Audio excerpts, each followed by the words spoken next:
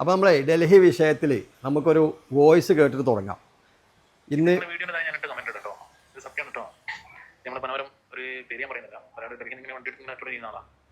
അങ്ങനെ രണ്ട് സംഭവം അവിടെ നിരവധിയാണെങ്കിൽ അത് മനുഷ്യനായിരുന്നു. അപ്പോൾ മൂപ്പര് വണ്ടി എടുത്ത് ഓരോന്നോരോ ഇങ്ങനെ കൊണ്ടുവന്ന് കൊടുത്ത്, അപ്പോൾ അവിടെ നമ്മുടെ ഏജന്റുമാർ പറഞ്ഞ് 10-15 ദിവസം കൊണ്ട് എൻഒസി എന്നുള്ള രീതിയിൽ അയാളോട് പറഞ്ഞ് അയാൾ വണ്ടി കൊണ്ടുവരും. അയാൾ എത്ര നല്ല മനുഷ്യനാണ്. അപ്പോൾ എല്ലാവരും ഇവിടെ നിന്ന് 13 വണ്ടി അയാൾ കൊടുത്തിട്ടുണ്ട്. അപ്പോൾ അയാൾ നല്ലോണം 5 നേരം നിസ്കരിക്കുന്ന നല്ല ഭക്തിയുള്ള തെബിരികാരനാണ് അയാൾ. അയാൾക്ക് ഇവിടുന്ന് മാറി നിൽക്കേണ്ട അവസ്ഥ ഇപ്പോൾ വന്നത്. സത്യത്തിൽ അയാൾക്ക് തിരിച്ചു കൊടുക്കാൻ പൈസ ഇല്ല, അങ്ങനെ പെട്ടിട്ടുള്ളത് നമ്മുടെ അറിവിലുള്ളതാണ്. ഞാൻ ഒരു 4 കിലോമീറ്റർ ചുറ്റളവർ 13 വണ്ടി പനമരത്ത് ഇപ്പം നിലവിലുണ്ട്.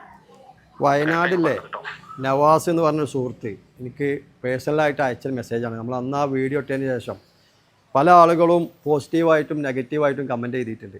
ഞാൻ അന്ന് തന്നെ പറഞ്ഞിട്ടുണ്ട്, ആ ഒരു വീഡിയോയിൽ കുറച്ച് കാര്യങ്ങൾ, കാരണം കേരള വണ്ടി മാത്രം കൈകാര്യം ചെയ്യുന്ന, കേരള വാഹനങ്ങൾ മാത്രം വിൽക്കുന്ന ഒരു ഡീലറാണ് ഞാൻ.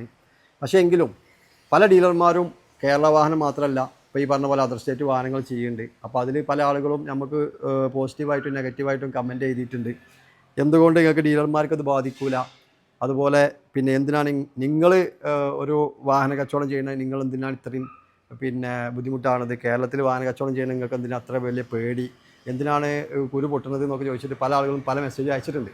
അപ്പോൾ അതിന് പിന്നെ ചില ആളുകൾ പോസിറ്റീവായിട്ട് നല്ല കമൻ്റ് ആണെങ്കിലും അതിൽ നിങ്ങൾ വ്യക്തത വരുത്തണം എന്ന് പറഞ്ഞിട്ടുണ്ടായിരുന്നു നമ്മളോട്.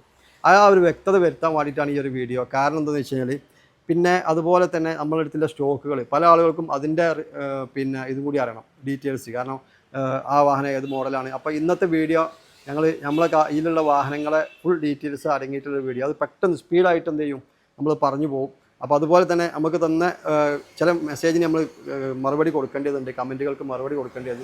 ആ കമൻറ്റുകൾക്ക് മറുപടി കൊടുക്കലും കൂടിയാണ് ഈ ഒരു വീഡിയോ.